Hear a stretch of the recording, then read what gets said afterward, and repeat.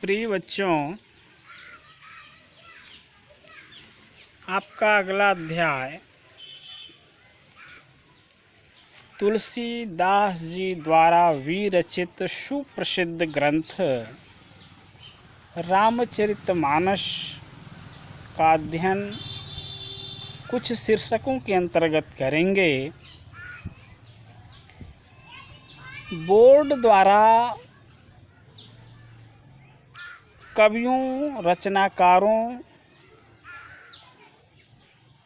के जीवन व साहित्यिक परिचय पर 6 अंक के प्रश्न पूछते हैं। तो मैं संक्षेप में गोस्वामी तुलसीदास जी के जीवन चरित्र के संदर्भ में प्रकाश डालना चाहता हूँ। आप लेक्चर को आधार मानकर चाहे तो नोट्स भी बना सकते हैं, जो आपके लिए बड़ा ही हितकर होगा। गोस्वामी तुलसीदास जीवन व साहित्यिक परिचय। लोकनायक गोस्वामी तुलसीदास भारत के ही नहीं, संपूर्ण मानवता तथा संसार के कवि हैं।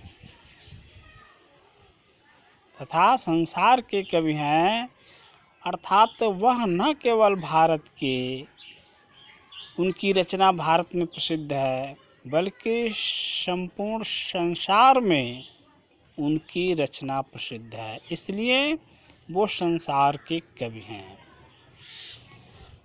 राम काव्य के प्रधान कवि तुलसीदास हैं। उन्होंने अपनी प्रतिभा के प्रकाश में राम काव्य को ही नहीं वरन संपूर्ण हिंदी साहित्य को आलोकित कर दिया। इसमें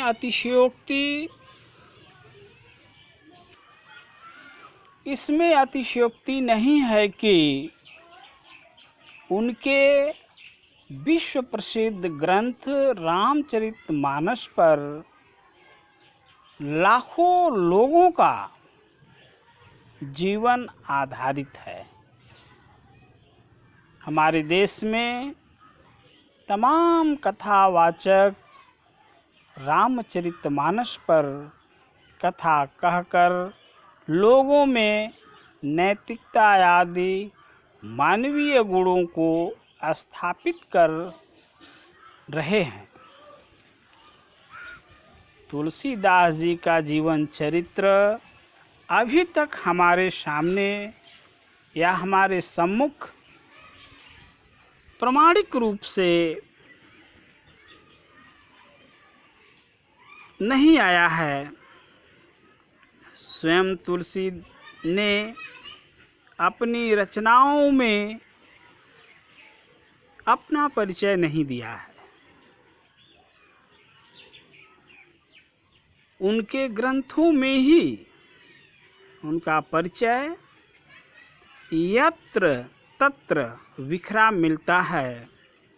उसी को आधार बनाकर विद्वानों ने उनका जन्म 1532 ईस्वी भाद्रपद शुक्ल पक्ष एकादशी विक्रम संवत 1589 को स्वीकार किया है।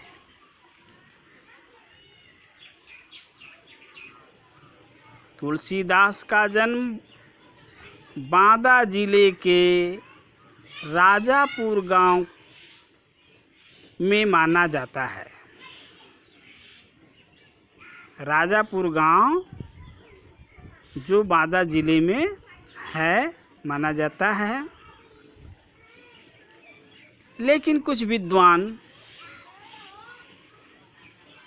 इनका जन्म स्थल एटा जिले के सोरो नामक स्थान को भी मानते हैं। उनके पिता का नाम आत्माराम दुबे और माता का नाम हुलसी था। जैसा कि रामचरितमानस में स्वयं उन्होंने लिखा है, क्या लिखा है? राम ही प्रिय पावन तुलसी सौ, तुलसीदास ही हुलसी सौ। तो इसके आधार पर उनकी माता का नाम हुलसी माना जाता है। मूल नक्षत्र में पैदा होने के कारण, मूल नक्षत्र में पैदा होने के कारण प्रतिहंता मानकर उन्हें शिशुकाल में ही त्याग दिया गया। अतः उनका बाल्यकाल बड़ी दरिद्रता व दीनता में व्यतीत हुआ। इतना ही नहीं,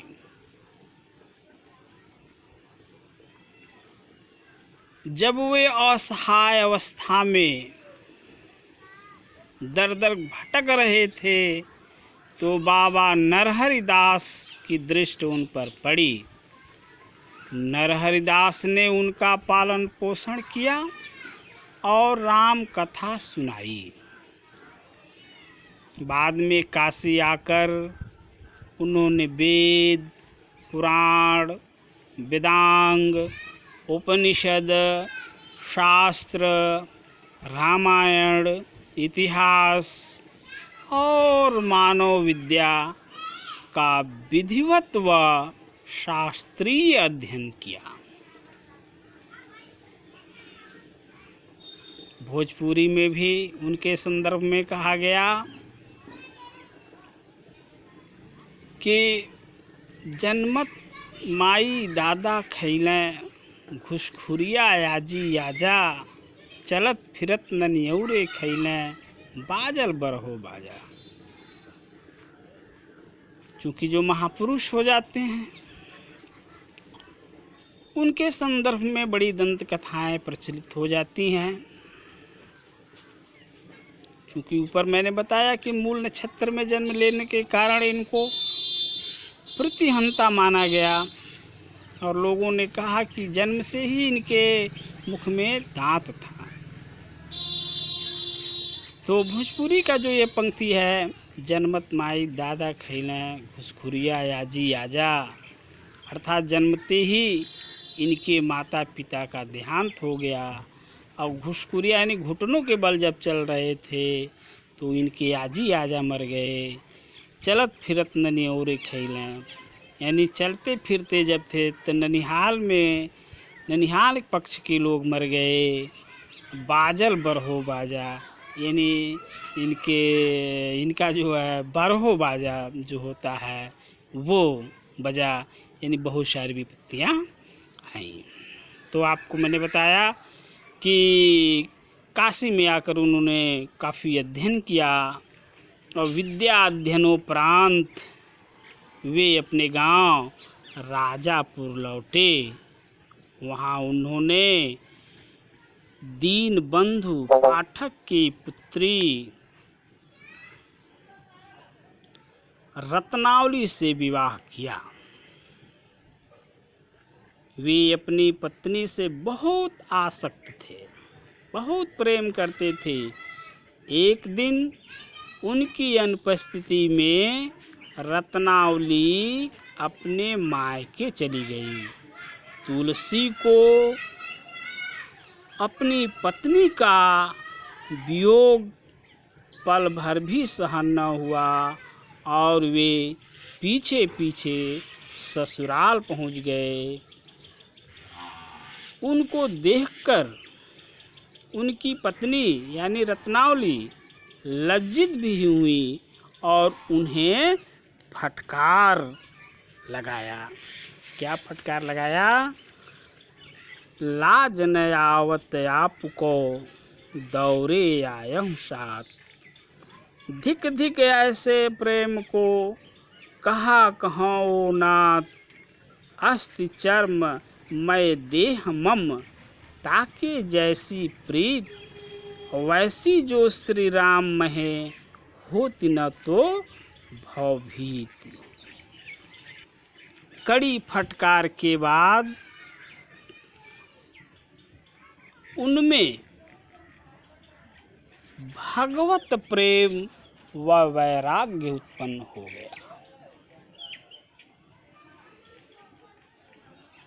कड़ी फटकार के बाद उनके अंदर जो काशी में बाबा नरहरिदास ने अध्यात्म का बीज बोया था वह एक तरह से प्रस्फुटित हो गया। ग्रह त्याग ने के बाद उन्होंने संपूर्ण भारत के तीर्थों का भ्रमण किया, विभिन्न धार्मिक समुदायों, राजनीतिक तथा सामाजिक दशा का ज्ञान प्राप्त किया। उन्होंने सभी वर्गों के भौतिक और आध्यात्मिक विचारों का भी अध्ययन किया। उन्होंने समकालीन राजा मानसिंह, टोडरमल तथा रहीम साहब से मैत्रीयता स्थापित की और अंत में काशी में निवास करने लगे। वृद्धावस्था में उनका शरीर रोग से जर्जरित हो गया, जिससे उन्हें शारीरिक पीड़ाओं व मानसिक यातनाओं को सहन करना पड़ा। उनकी मृत्यु काशी में 80 घाट पर संवत 1680 में हुई। तुलसीदास ने लगभग 37 ग्रंथों की रचना की, परंतु उनमें से अनेक ग्रंथ अप्रामाणिक हैं। उनकी सुप्रसिद्ध रचनाओं में तुलसी सतसई, दोहावली, कवितावली, रामचरितमानस, भैरवी रामायण, बाहुक मंगल रामायण, रामलला नाचू, कृष्ण गीतावली, विनय पत्रिका आदि हैं। गोस्वामी तुलसीदास का जो भाषा शैली है, अवधी तथा व्रज दोनों भाषाओं में अपनी काव्यगत रचनाएं लिखी। रामचरितमानस अवधी भाषा में है, जबकि कवितावली, गीतावली, विनय पत्रिका आदि रचनाओं में ब्रज भाषा का प्रयोग किया गया है। तुलसीदास जी ने अपने तत्कालीन सभी काव्य शैलियों का भी प्रयोग किया। दोहा, चौपाई, कवित्त, सवय, सवैया पद आदि काव्य शैलियों में कवि ने काव्य की रचनाएं की हैं। सभी अलंकारों का प्रयोग करके तुलसीदास जी ने अपनी रचनाओं को अत्यंत प्रभावोत्पादक बना दिया है।